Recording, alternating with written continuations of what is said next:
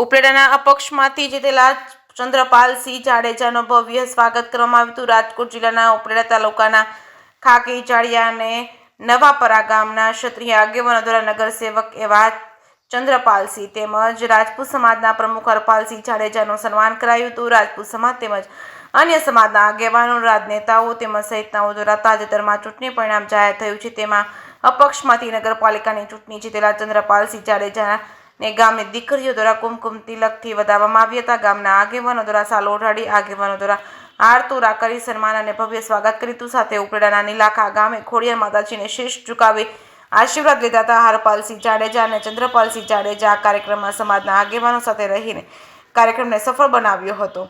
જે કેસ ગુજરાતી સાથે અર્શી આહિર, ઉપલેટા।